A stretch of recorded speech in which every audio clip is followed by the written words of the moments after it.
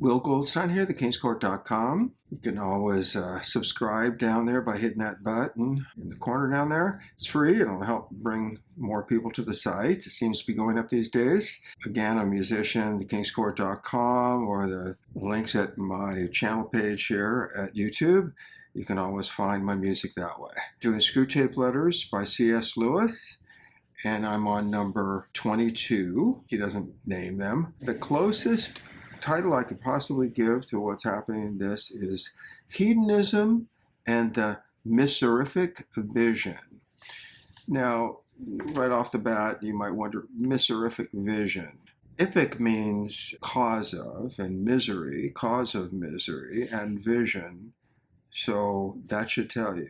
I'll give you a little clue. Basically, it translates to, I'm translated to as vision of the devil. Who are the people that have the vision of the devil? Well, one of the candidates of that would certainly be hedonist. But these are just themes that he introduces into this story. So they're not necessarily the main part of the story. So sometimes it's hard to find an accurate title. Wormwood, your man is in love. A girl who does not even appear in the report you sent to me. You shall pay for your blunders. I'll enclose this little booklet, the new house of correction for incompetent tempters. It is profusely illustrated. The young man, instead of going out with the infernal Venus or whatever, he has found a Christian woman and can meet her family and all that. And so this is the ultimate blunder. So Screwtape is saying to Wormwood, you are going to pay big time for this. And he sends him a little booklet. It's illustrated. You can only imagine pictures of torture and horror and chains and, the payment that you're going to be held accountable to for your blunders. This is what people in hell have waiting for them, I guess. I don't know. This girl's dossier shows a Christian, even a virginal miss. The little brute, he calls her. It drives me mad. I know the sort. She'd faint at the sight of blood, then dies with a smile. She'd find me funny. Little prude, ready to fall into his arms. He's moonstruck by her virginity. He's just insulting the virgin status of this Christian woman. Now he's turning the direction towards the man. He's saying he's a hedonist at heart. That opens up a whole new subject. So basically, hedonism is a reckless pursuit of pleasure. The important word in there is reckless, as opposed to, say, Epicurean, which is a temperate pursuit of pleasure. I think the definition does define that, but just to give you a little bit more, I actually decided many years ago, I don't know how many years ago it was, it could have been 10, 15, 20 years ago, I decided to go on a site that was about Satanism. I can still remember. I said to God, for 45 minutes, I'm going to read about this stuff. Okay? And I actually did. So it was really interesting. The guy that wrote the article, in all fairness, seemed like a very friendly sort of guy that wrote the article. Believe me, I'm not into hedonism. But he just basically said hedonism is all about pleasure. And, he kind of made fun of the idea, at least this guy did, of, the devil and all that. That wasn't really part of the equation. It was what he defined hedonism was endless party. So in other words, any way that you can obtain pleasure. So orgies, the whole lot, So that was what hedonism was, an endless party. It's always the pursuit of one party to the next party, whatever that is. In their hedonist endeavors of drinking or drugs or sex or whatever, it's just from one to the next, which obviously kills the body, by the way. Whereas Epicurean is not the same as that. So Epicurean is the pursuit of pleasure, but it's tempered. So in other words, you might look at it like this. Drinking a beer or two might actually give you some pleasure, or a glass of wine or two, and you might feel relaxed and put a smile on your face. Drinking 10 beers is going to put you out into a stupor, and you might even vomit. And so an Epicurean is not interested in that.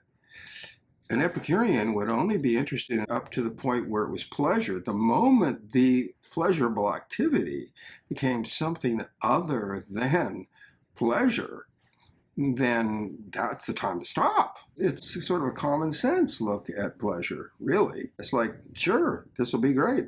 Give me a glass of wine. I just thought I'd make that distinction a little bit in here because he brought out the term hedonism, which is really pleasure. That's the main word to look for there. So then he goes back and he says, those fasts and crosses are only a facade. His hands are pleasure forevermore. This is what he's saying. In other words, this is what he thinks about the guy. That doesn't mean that this guy is that way. In fact, this guy's obviously not that way because he just found a new Christian girlfriend. If he understands anything about Christian girlfriends, you got to realize that this is not a place to carry out his hedonistic desires. She's someone he could marry, possibly. I don't think he has the least inkling of that austere mystery, the Miserific Vision. Okay, so I started off a little bit of that. First of all, that's a word that C.S. Lewis coined. You won't find it in the dictionary, but I pretty much gave you a definition again. Everything can be flipped. White can become black, black can become white. Everything can be flipped. So what I mean by that is, in Christianity, you have the Beautific Vision. So the vision of the Holy Trinity, it might be a vision of the divine light sort of idea, illumination, something coming from God. That's undoubtedly the reason why Lewis coined this word, Miserific Vision, to flip the Beautific Vision into the Miserific Vision, which basically translates to a vision of the devil. Just like the saints or the mystics in Christianity, especially you find that in the Catholic Church and the mystics, you might find that, in some, the ideology of something like John of the Cross or something like that. Some of those saints, they might talk about the Beautific Vision, or Thomas Aquinas or somebody like that.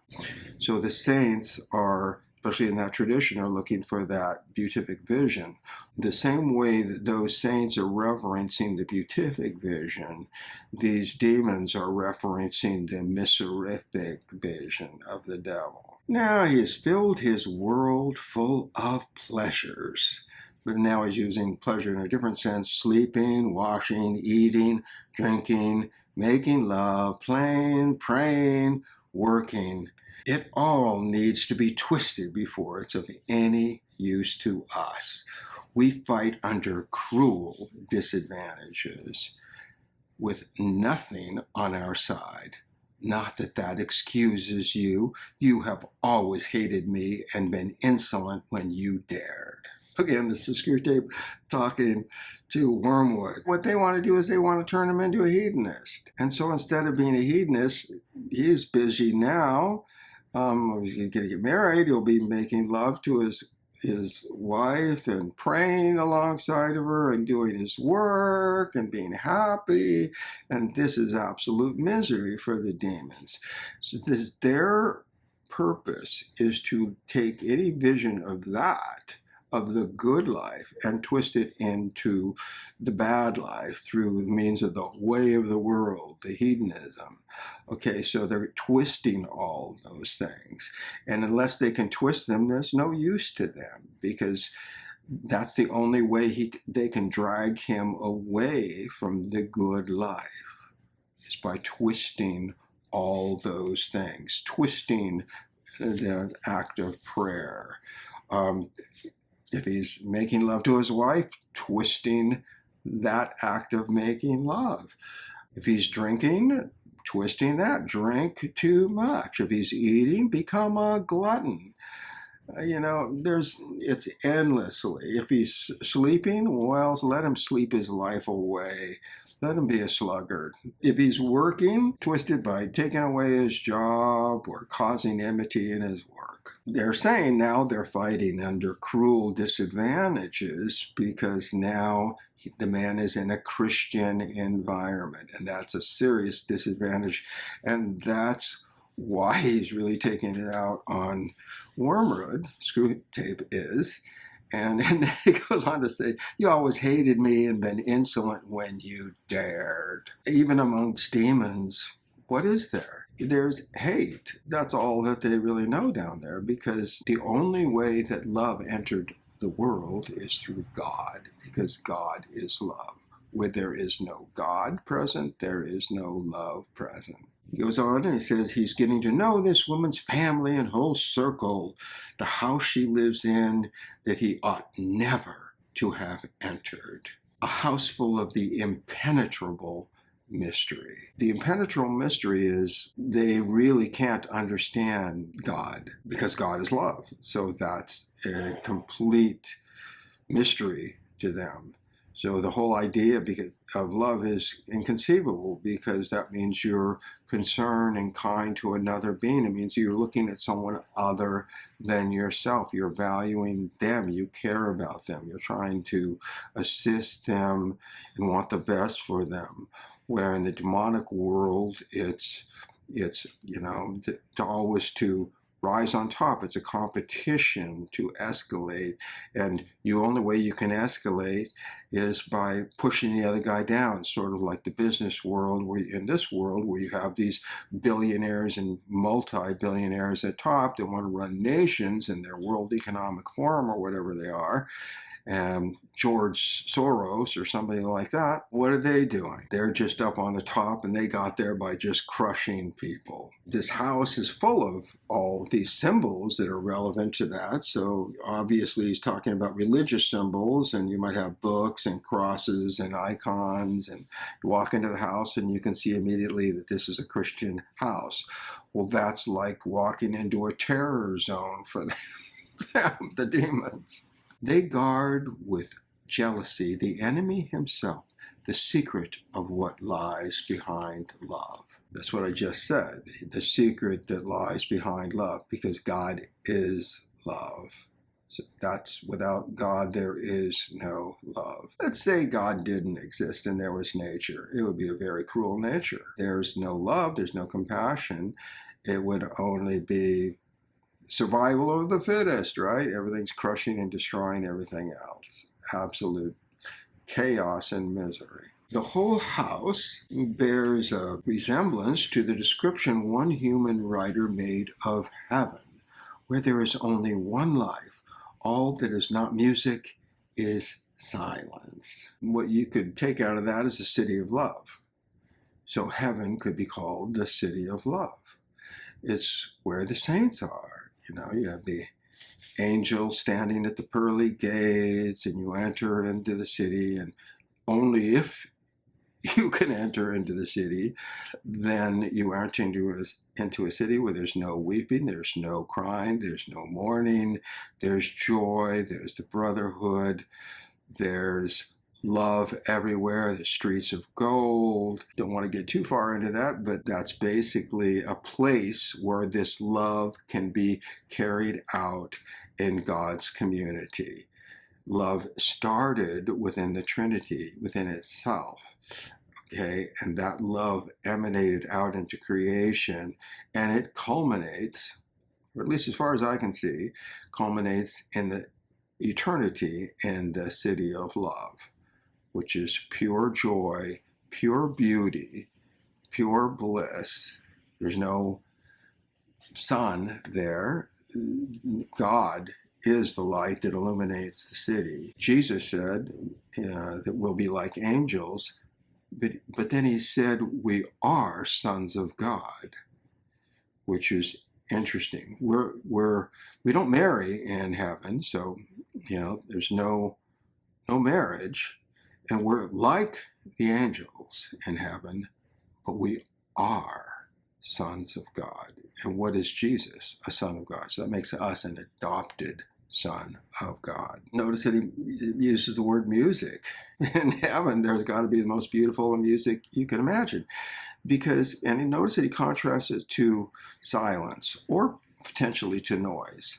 So music has structure to it. So music, you could, it's not too different than somebody like an architect or somebody like that who's drawing out a mapping of something for a beautiful home. Well, that's what composers do. When somebody writes a song, they're crafting those lyrics, they're crafting that melody, they're crafting every aspect of any recording that they do or whatever to give it design, to carry the message that they want it to have. And it's based on their ability to use reason and to be able to think and to be able to hear things that sound beautiful to them. When there's no music, well, you have two options. You could have silence. That's a fine option. Sometimes I choose silence, actually. Or there's another option. You could have noise. We'll get into that in a while. When our father, he's obviously the devil, entered hell longer ago than humans, reckoning in light years. Well, that's a statement he's making there. Nobody really knows that for sure. That's just a speculation by C.S. Lewis's part. It could very well possibly be true, but he's speculating that the war that happened between Lucifer, Satan, whatever you want to call him, Beelzebub, that's another name for Satan. That's why I said Beelzebub. But that war that happened between him and, say, Michael the Archangel, well, when did that happen? Jesus said, I saw Satan fall from heaven. Was he thrown out of heaven or did he leave heaven? And if he, either way, when did that happen? He's making a statement here saying light years ago. Some Christian theologians would not agree with that. They might even say it was around the time of the Garden of Eden. When our father, devil, entered hell, longer ago than humans in light years, no infernal space and no time has been surrendered to those abominable forces. The abominable forces are the angelic force that was not thrown out or left heaven. So there are things in Scripture that suggest that a third of the angelic force left and became demons by doing that, and 2/3 stayed. So that's a pretty significant number that were willing to follow Satan. But since that time, all has been occupied by noise, not silence, noise. The audible expression of all that is ruthless and virile, which defends us from despairing scruples and impossible desires. Wow, that one caught me off guard. Think about what he's saying there. Defends us from despairing scruples.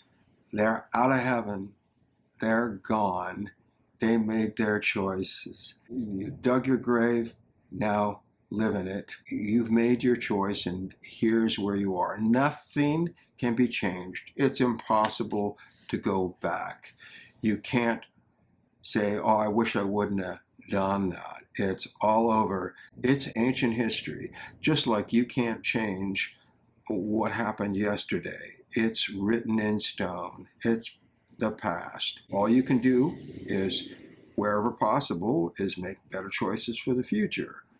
But you have to live with the past. They will never have scruples. They will never know what it is to love. They can't know what is love. They can only know what is hate. We'll make the whole universe into noise in the end. Now that I've already destroyed my fate, and we've all destroyed our fate, we want to destroy everything. The whole universe in the end will be just nothing but noise. So we all will be in misery together with our Miserific Vision. Heaven will be shouted down in the end. I admit we are not yet loud enough. Humility there is really just a touch. Not yet loud enough to conquer God. Research is in progress. I thought that was funny. Research is in progress. Noise is the antithesis of music. It has no logic or craftsmanship behind it. It's just blatant, blaring noise that would be used as a form of torture. Okay, in fact, it is used as a form of torture by very evil people.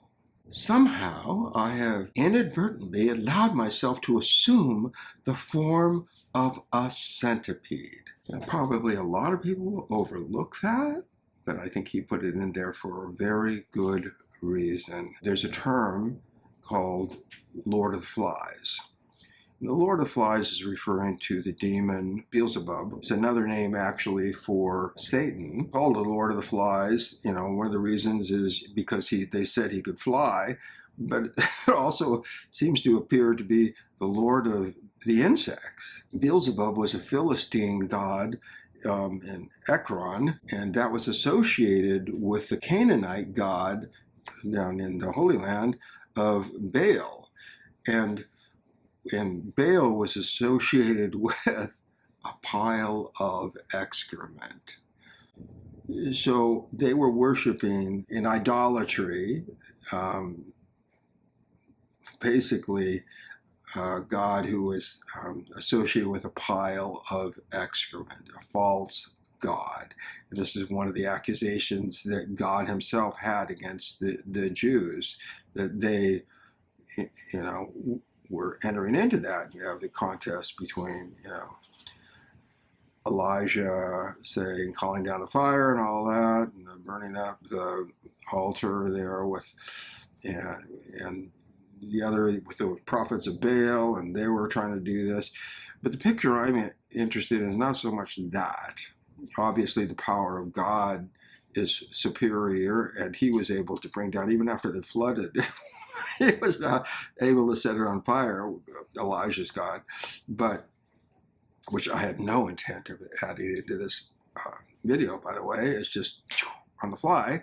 So the point I'm making is the pile of excrement. So this Lord of the Flies. And then, what I found really fascinating is how many times I don't know whether you've ever done this before, but I have looked down at something like a fly or something like an ant. And I'm not meaning to mean nature, I'm really not. But the question that I've always asked myself is, this entity, if you try to swat a fly, it'll try to escape from you. If you try to crush an ant, it looks like it was running in terror. And where do these creatures go to? They go to piles of excrement. Now, in this story here, Screwtape is being turned into a centipede. This whole imagery of the Lord of the Flies and how disgusting and horrific it really is. It makes you want to get sick to think of how horrible it is.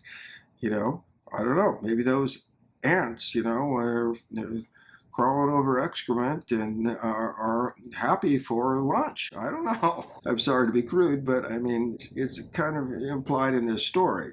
A modern writer has grasped the truth, according to Screwtape. Transformation proceeds from a glorious manifestation of life force, which our Father would worship if he worshipped anything but himself. So two things in there: transformation. Screwtape, by the power of God, according to this earlier, as a punishment against him. I'll just remind you about that. I recognize a periodical phenomena that appears in the poet Milton as punishment imposed on us by the enemy, which is God, meaning that now he's being turned into this centipede. So there's this transformation that's being made. That transformation proceeds from a manifestation of life force. When I think about life force, well, on planet Earth, I'm not an advocate of anything like transmigration or anything like that, or reincarnation. Honestly, I have a neutral point on it if you want my honest opinion on it. For example, Origen believed in it, one of our earliest Christian fathers. Okay, the ancients believed in it. I tend to think it's not true, but that doesn't mean it's not true. But what if hell is a place where you just perpetually die over and over and over again, in a place like this, with the Lord of the Flies and all that, with all their hedonism and then their transformations that I just spoke about, And they die and then come back forever and ever and ever, endlessly experiencing the punishment for the choices they've made. What if hell is like that? Sort of a reincarnation, transmigration, whatever you want to call it. I'm using that in the sense that he's using it, the life force. Live, die, endlessly, live, die, endlessly. In Christianity, we live, we die, then judgment, and then there's eternal life for those that have it. They don't die anymore, just like Jesus said, they're not going to die anymore. They're going to be sons of God. If that's not happening, then live, die forevermore in a state like an ant, a centipede, or whatever, in a place somewhere in the universe where there is no love. There's only the laws of nature. Is that what hell is? Ultimately, is that their end state? And then he says, well, our father, meaning the devil, would worship that if he worshiped anything but himself. What a picture at the end of it all. The only thing the devil wants, the devil is the God of hate, if you can use a word God for him. He's not really God, he's just a power structure over the domain of hate. So that's his existence. He couldn't get what he wanted, which was to be God. And so his ultimate purpose is to drag all of humanity into the pit of hell with him. That's his ultimate vengeance. He thought his ultimate vengeance was to put Jesus on the cross.